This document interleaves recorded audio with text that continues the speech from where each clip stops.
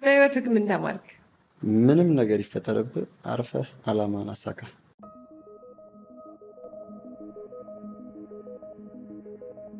የተማርኩት ነገር እሱ ነው። በቃ የሰው ልጅ ምንም ብታረገ ያወርብሃል። የሆነች ስራ ሰርተሽ ታወቅሽ ወይ የሆነ ስራ ሰርተሽ ሀብታም ሆንሽ ስትዘንጪ ትንሽ አገኘ ደረቱ መንፋት ጀመረኛ ላይ ትባያለሽ። ቡርክክ ብለሽ ስትሄጂ እየሰራ እንኳን የማይለብስ ትባያለሽ። መኪና እየነዳሽ ወርደሽ ሰላም ስትያቸው ልሽ ያሽቃበጠኛ መኪና እንደሌለን እኮ ሊነግረን እኮ ነው እኮ ወርዶ ምናምን ሲያሸረጉድ መኪና ውስጥ ሆነሽ ሰላም ስትያቸው ደግሞ ጥጋቡን ትንሽ አገኘ። ከመኪና የማይወርድም ሰው ሰላም ለማለት በፊት እግራችን ስር እንደማይወድቅ የማይወራ ነገር የለም። ስለዚህ ወጠረ መስራት ነው። ወደ ግራም ወደ ቀኝም የለም። ግራም ቀኝም ከሄድክ እንደሚወራብሽ እርግጠኛ ነሽ። ስለዚህ ወደፊት። ህይወት በጣም ከባድ፣ እንደዚህም ሰርተንም አልቻለም አይደለም። ተዘብዝፈን እናታችን ቤት እንዲህ ሆነንም አልቻለም። ፓፒ በህይወቱ ትልቁ ፍርሃቱ ምንድን ነው? ከህይወት በአጠቃላይ አግኝቶ ማጣት በጣም ከባድ ነገር ነው። አግኝተሽ አለማግኘት ይሻላል። ከናካቴው አለማግኘት ይሻላል።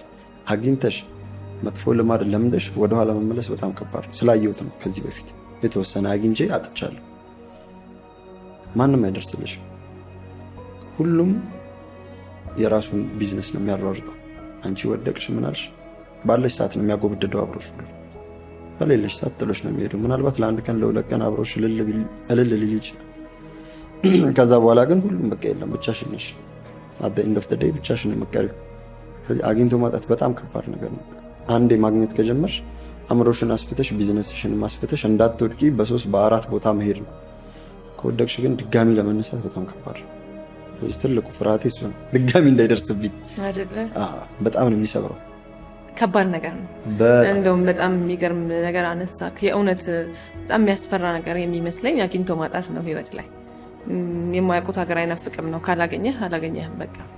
ግን አግኝተህ ምናልባት ስታጣ በዚህ ጋር ስታልፍ ብድግ ብሎ ሰላም የሚልህ በጠረባ ሊልክ ይችላል። ዝርጥጥ ነው እንጂ የሚያደርግሽ ምንም ጥርጥር የለውም። ብቻ ሌላው ይቀርና መኪና ነበረሽ የሆነ ጊዜ ላይ መኪናሽን አጣሽ። ፌመስ ነበርሽ የሆነ ሰዓት ላይ ፍምስናው እንዳለ ሆኖ ንብረትሽን አጣሽ። መልሰሽ ወርደሽ በታክሲ መሄድ ስትጀምሪ ምናምን ያለውን አእምሮሽን ራሱ ይጎዳዋል።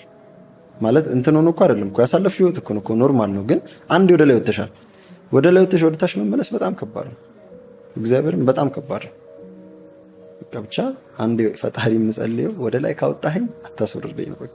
ወይ እዚሁ ልቅር፣ አታውጣኝ ወደ ላይ፣ እዚሁ እንዳለው ልቅር፣ ተመችቶኛል ነው በቃ። አሁን ላይ ምንም አይመስለኝም። ታክሲ ውስጥ ገባው፣ ባስ ውስጥ ገባው፣ በእግሬ ሄድኩኝ፣ ምንም አይመስለኝም። ግን አንዴ የሀብት ማማ ላይ ከወጣሁኝ ወደኋላ ለማየት በጣም የሚቸግረኝ ይመስለኛል፣ የሚያስፈራኝ ይመስለኛል። ትራውማ አለ አይደለ? እንደዛ ነገር ነው። ያው የተወሰነ ደርሶብኝም ነበር ስላል ምን ተሰማክ? በጣም ነው የምትሰበሪው። እግዚአብሔር በጣም በቃ ፍቅር እንደዛ አይሰብርም። ወጥተሽ መብላት እየፈለግሽ ከጓደኞች ጋር ወጥተሽ መጫወት መዝናናት እየፈለግሽ አትችይም። የለሽም። በቃ ኪስ ነው የሚወሰነው አሁን ላይ ለመውጣት። ከቤትሽ ስትወጪ ወጪ አለ። ከቤትሽ በር ስትሻገሪ ወጪ አለሽ።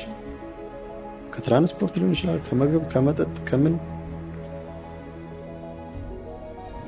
ሳይንስና ቴክኖሎጂ ይባላል። እዛ ገባን። ኖርማል የዳይሬክተሩ ሹፌር ነበርኩ። እሱን ሰራና የሆነ ሰዓት ላይ የሚኒስትሩ ዶክተር አደረጉ፣ የሚኒስትሩ ሹፌር አደረጉኝ።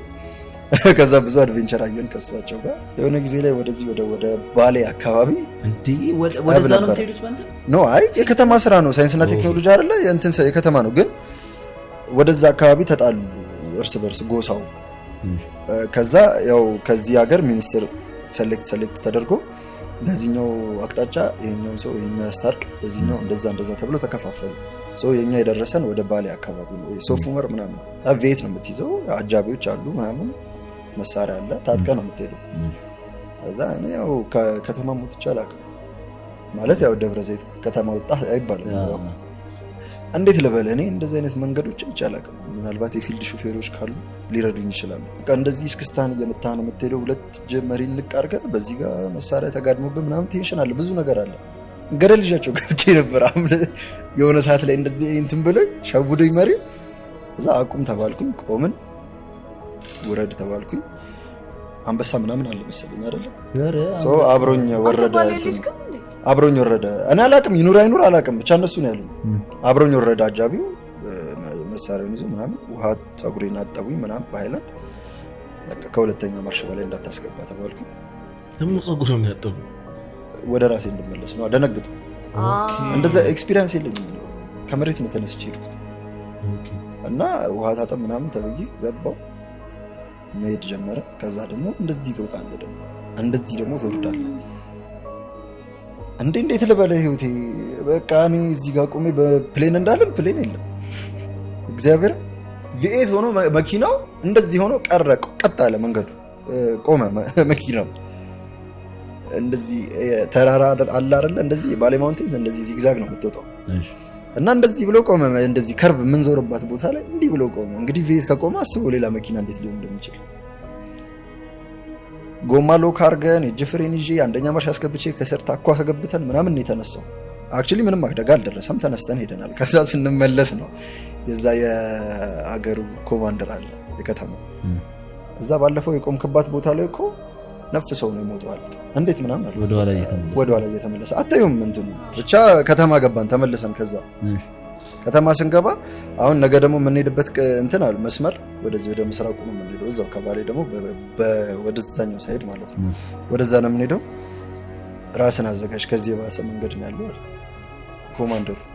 ክደለኛ አልነዳም አልኩ። ለምን ደማት እንዳልነዳም በቃ ከፈለጋችሁ ወደ ቤቴ ላኩ፣ አልሰራም ስራውን ከዚህ በኋላ አልኩ። አንዱ አጃቢ ነበርና ግዳጅ ነው የመጣው ትሰራለህ እንዴ? ወንድ ሆነ ሲያስገድደኛል እግሬን ይዛት አስነዳ። እግዚአብሔር እንደዚህ ነው ያልኩት። እግሬን ይዛት አስነዳኝ አልነዳም አልኩ። ለምንድን ነው የደበረ እንዴ? ፈራው እዛ ጋር ከሌላኛው ሚኒስተር ጋር ደርሶ የመጣው ሰውዬ ተታኩሰናል አለኝ። እንዴት አልፈራ እንዴ ምን ሆናል? የእንጅርቱ አይል ለቅ።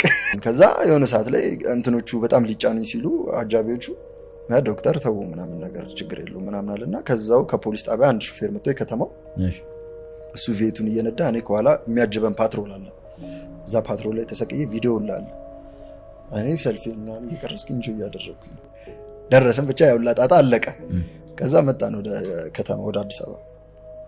ስንመጣ ስብሰባ ላይ ሁሉም ሰራተኛ በተሰበሰበበት ምናምን ይሄ ቢሮ አለ ዶክተር እያወራ ይሄ ቢሮ እንደ እንትና አይነት ብሎ አንድ የግቢውን አንጋፋ ሰራተኛ በጣም ብዙ አመት እዛ ይቆዩ እንደ እንትና አይነት ሰራተኛ እንዲሁም እንደ ብራም አይነት የሳሎን ውሻ ያፈራ መስሪያ ቤት ስብሰባ ላይ ነው ማለት እንዳለ የግቢው ሰራተኛ ተሰብስበው የሳሎን ውሻ እንደ አብርሃም አይነት የሳሎን ውሻ ያፈራ መስሪያ ቤት ቀስ ብዬ ብድግ አልኩኝ። ኮምበሬ ቁጭ በላልኝ ለፊት እንትን ላይ ናቸው ፖዲየም ላይ ናቸው እሳቸው። ቀስ ብዬ ሽልክ ልልስን ቁጭ በላው ራስህን ነው አለ። ሁሉም ዞር ወንድ ልጅ ቅልል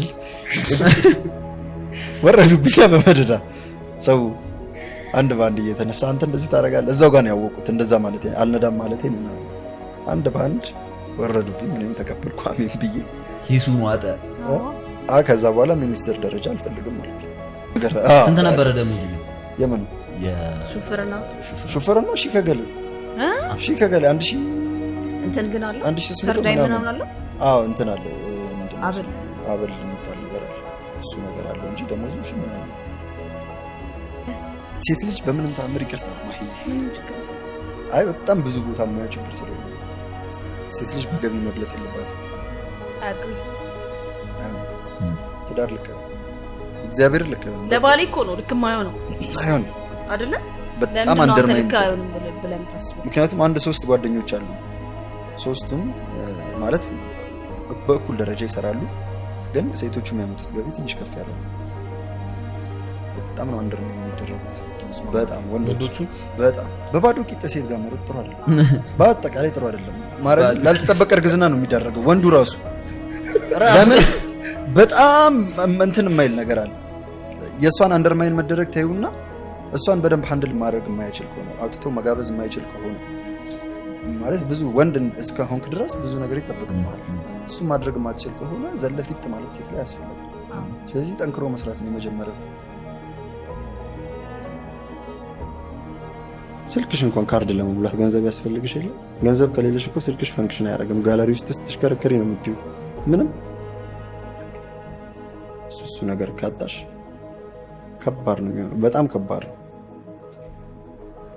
እየሰራሽ በምታመልኪው አምላክ እየጸለሽ መቀጠል። እኔ እንደዛ ነው ብዬ የማስበው። በ40 ዓመት እናተ ላይ ጺምን አትላጭ። ውጣ ከቤት ስራ፣ ራስህን ደጉም፣ ቤተሰብህን እርዳ።